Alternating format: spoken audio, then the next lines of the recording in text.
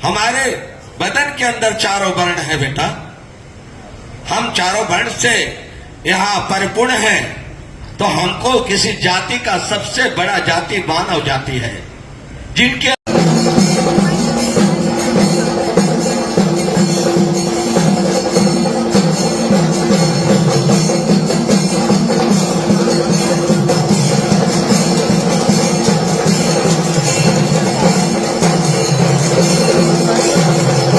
और आप नमस्कार, मैं हूं हरीश चावला और आप देख रहे हैं 7/11 न्यूज़ और अमर मंथन खबर। ये तस्वीरें आ रही हैं मुंबई के वसई से, जहां श्री सनातन धर्म सभा की ओर से 3 दिवसीय हिंदू महासम्मेलन का आयोजन किया गया। यह आयोजन 6 जनवरी से 8 जनवरी तक वसई पश्चिम के अयप्पा मंदिर के प्रांगण में किया गया। इस सम्मेलन में देश भर के संत महोत्सव जो है भाग ले रहे हैं, लेकिन मुख्य आयोजक सनातन धर्म सभा वसई के अध्यक्ष और भाजपा महाराष्ट्र प्रदेश केरल प्रकोष्ठ के संयोजक उत्तम कुमार ने इस हिंदू सम्मेलन का आयोजन किया।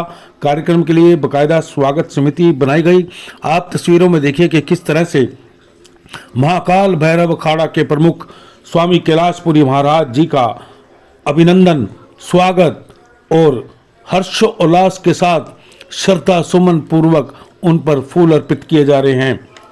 यह खबर आपको जरूर देखनी चाहिए।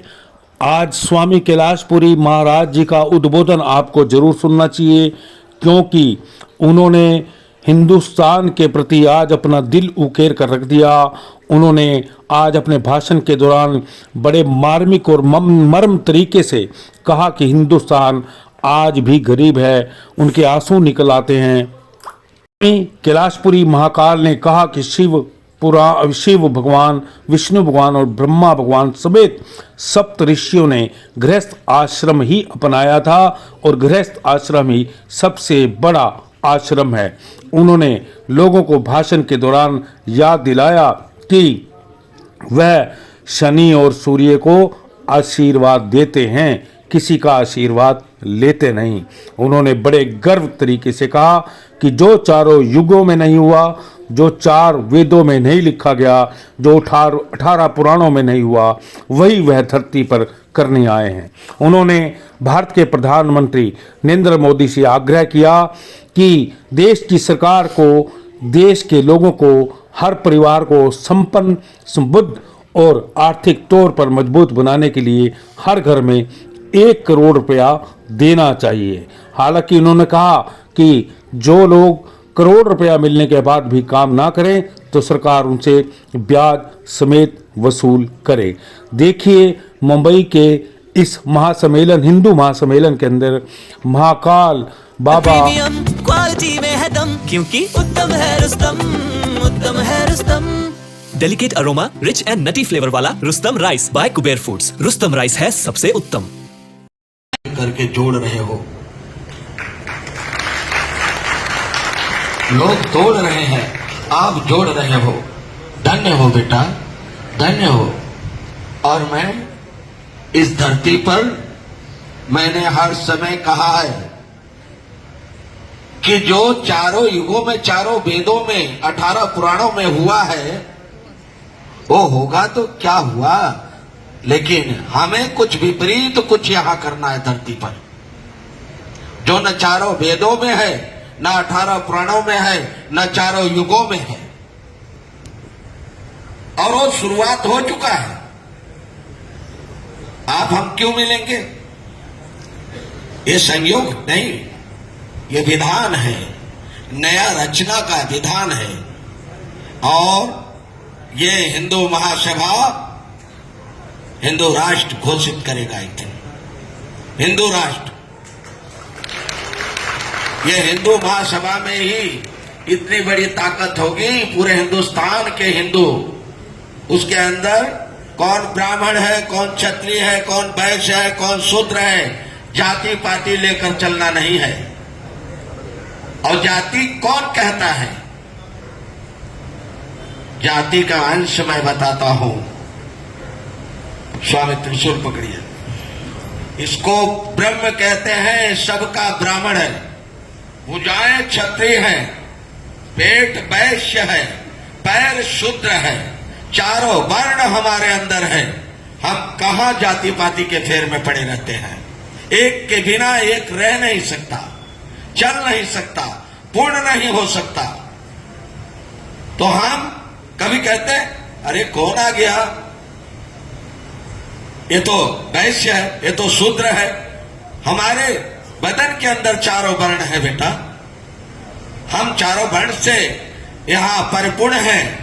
तो हमको किसी जाति का सबसे बड़ा जाति मानव जाति है।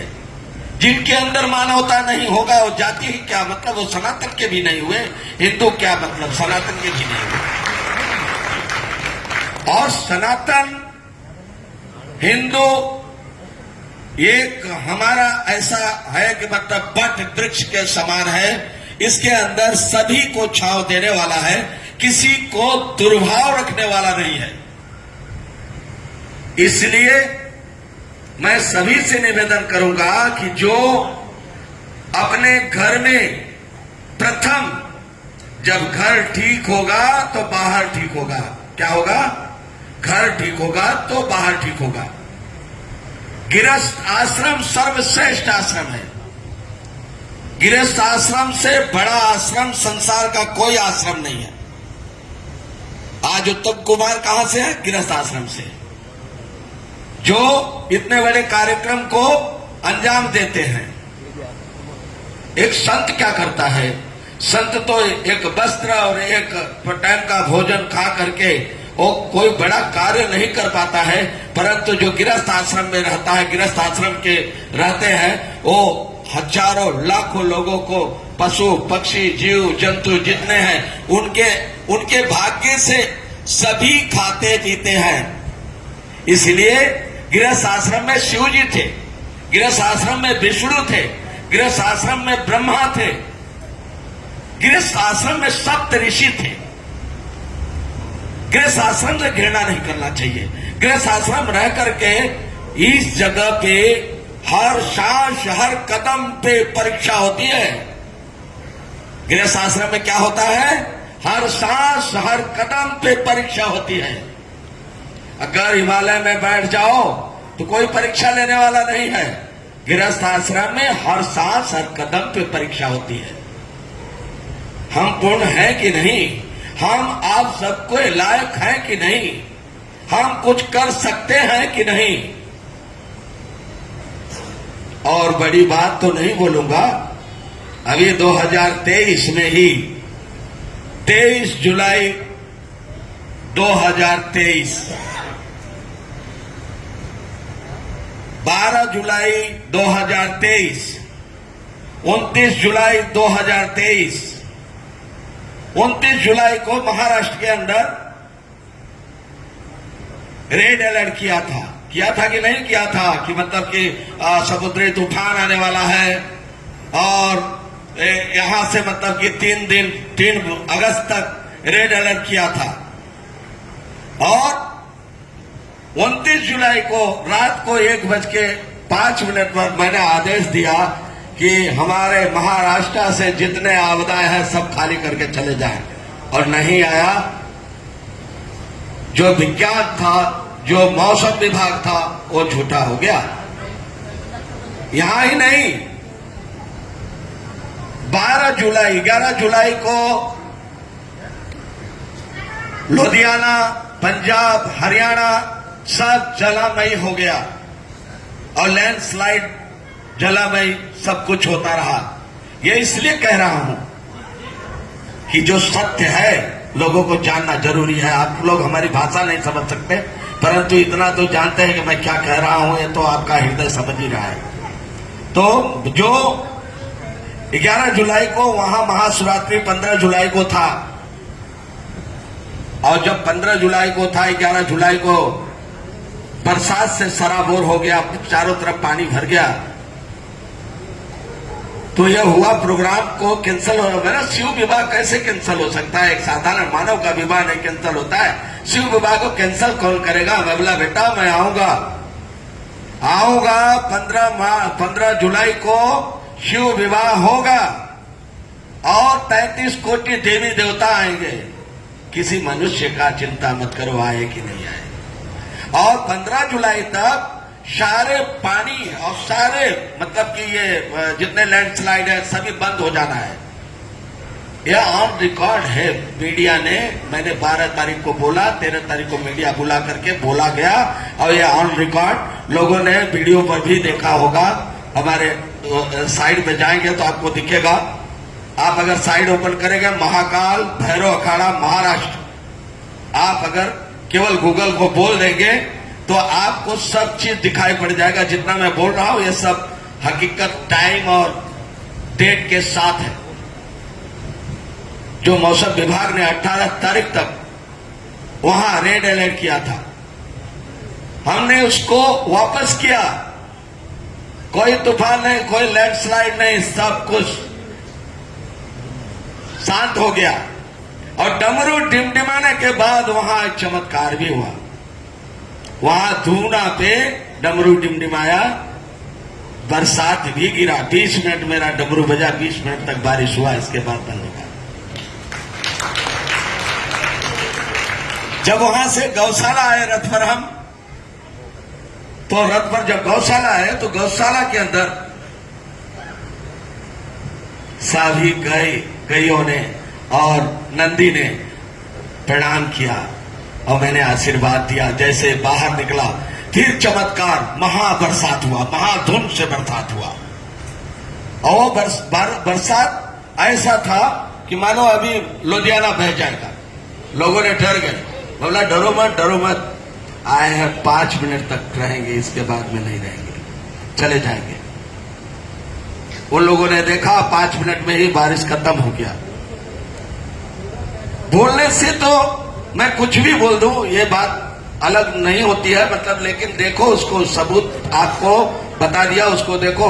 हमारे ये है 11:30 बजे कन्याकुमारी में पहुंचा हूं, 11:30 बजे रात को आप थे। कन्याकुमारी में 8:30 बजे गेट बंद हो जाता है, 8:30 बजे गेट बंद हो जाता है, फिर गेट नहीं खुलता है, दूसरे दिन खुलता है। अब कन्याकुमारी जब मैंने बोला 11:30 बजे रात को पहुंचे, तो बोले कि अभी स्वामी जी सुबह ही दर्शन होगा। बोला मां पुकार रही है, वो बोली है, उसका आदेश है, तो मुझे तो जाना होगा, मैं तो मां के अधीन हूं। मैं वहां 11:30 बजे रात को कन्याकुमारी के गेट में डमरू डिमडिमाया। तो क्या हुआ था मलयालम में? കന്യാകുമാരി ക്ഷേത്രത്തിലുള്ള എല്ലാവരും എത്തിച്ചേരുകയും അവിടുത്തെ അകത്ത് ഇരുന്ന പൂജാരിമാരും എല്ലാവരും വരികയും തന്ത്രിയും ബാക്കി ഭക്തജനങ്ങളും എല്ലാവരും എത്തി.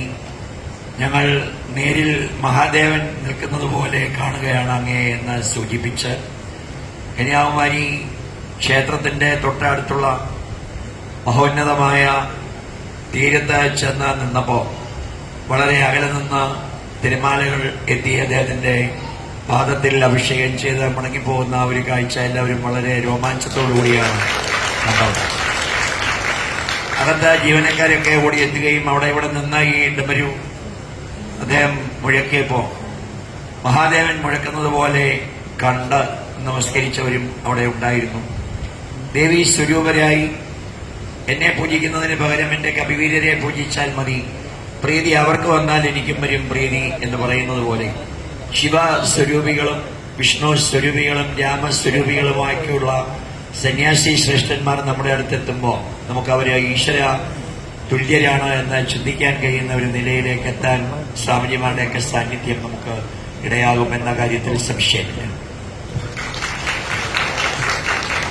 स्वामी जी ने बताया वहां हमारे बहुत प्रिय हैं, और जब मैं केरला जाता हूं तो ये हमारे पास से हिलते नहीं है, हमारे पास ही, हमारे चरण के पास बैठे रहते हैं।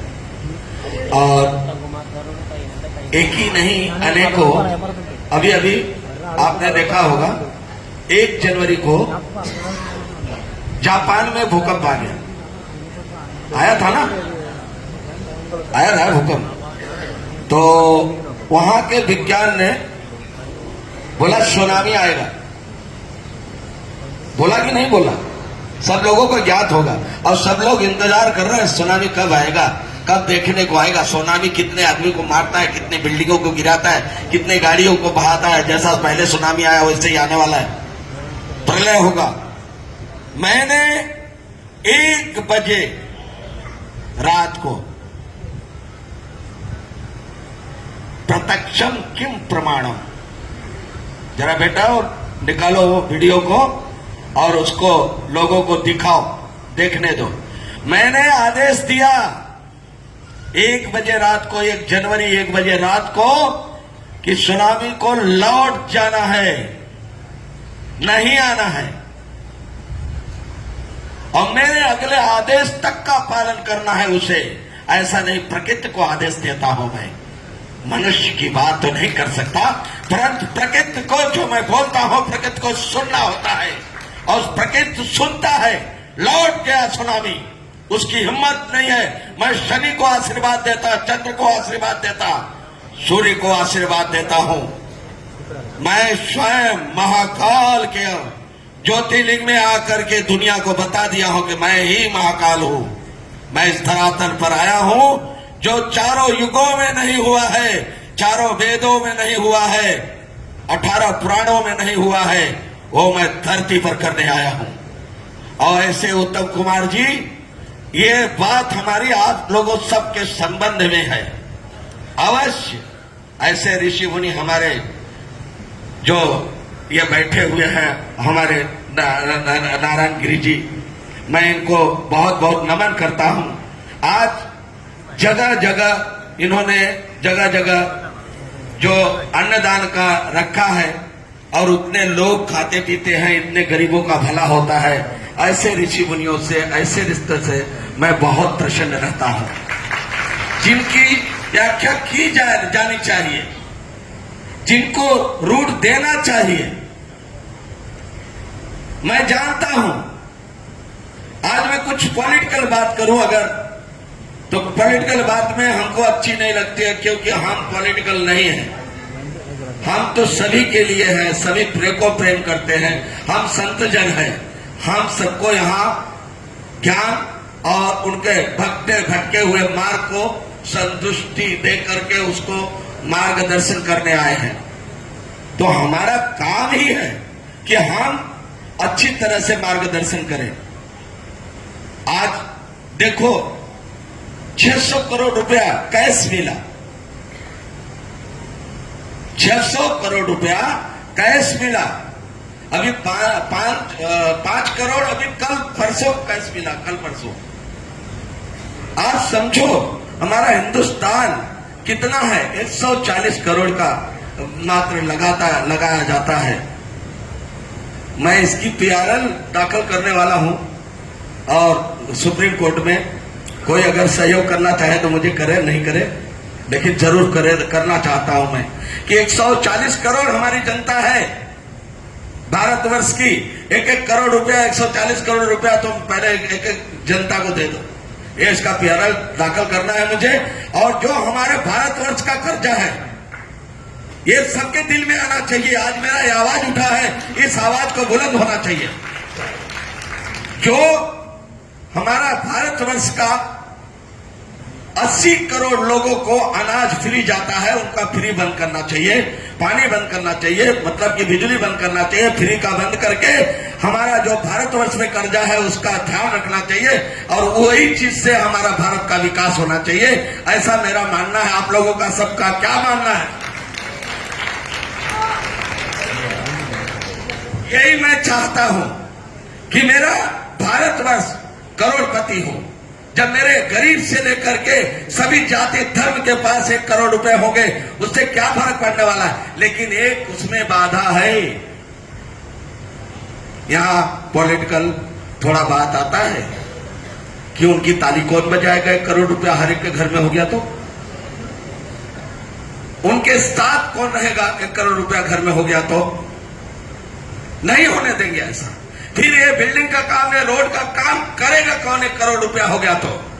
सबसे बड़ा प्रॉब्लम हमारा यहां खड़ा होता है कि हमारा जो सिस्टम है बहुत बुरा तरह से डैमेज हो जाएगा। ना रोड बनाने वाला मिलेगा, ना घर में, ना बिल्डिंग में कोई कामगार नहीं मिलेगा। इसके लिए हमने एक रास्ता निकाला है।